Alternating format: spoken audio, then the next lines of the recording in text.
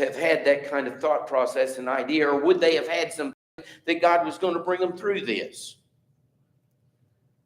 Man's idea versus God's plan. Do you see the difference?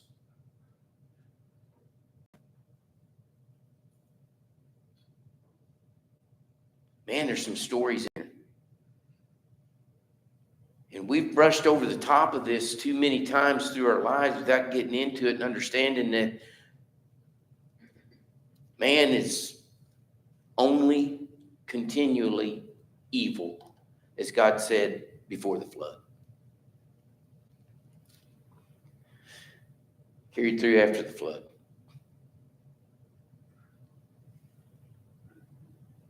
And in for dad to be so drunk that he doesn't know when the daughter comes in or when she leaves, doesn't remember having a relation with her, doesn't remember when the youngest daughter then comes in or when she leaves or having a relation with her.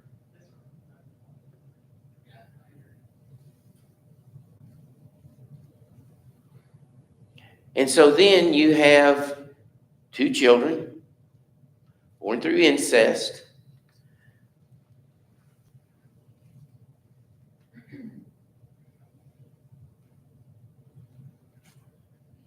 And so we have Moab, father of the Moabites, and we have Ben-Ammi, and he is the father of the sons of Ammon. And these 2 tribes were what? How did God use them? They were never allowed, anybody from those 2 places were ever allowed to worship God. Exactly. Because that was against it. They were not allowed.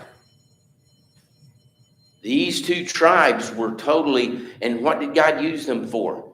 Well, he used them in some regards to bring punishment on his children when they were found in judgment, right? But were they ever, quote, blessed in that regard? And the answer to that is no. They were never accepted in that regard.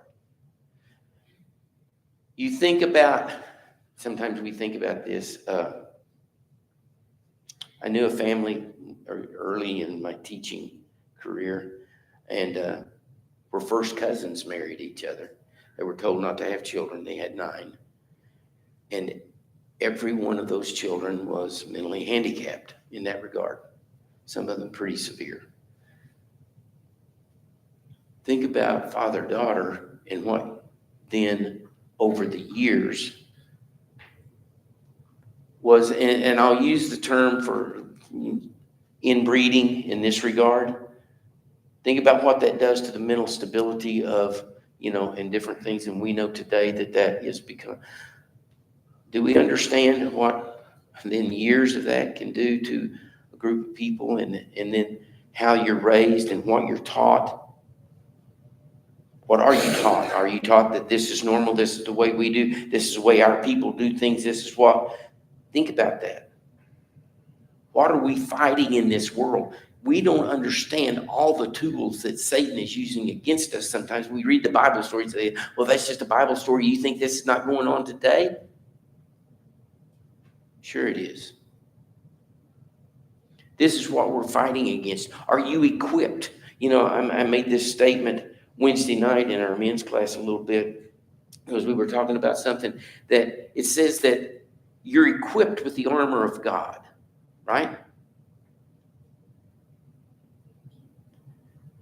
What's the only weapon in that armament that you have?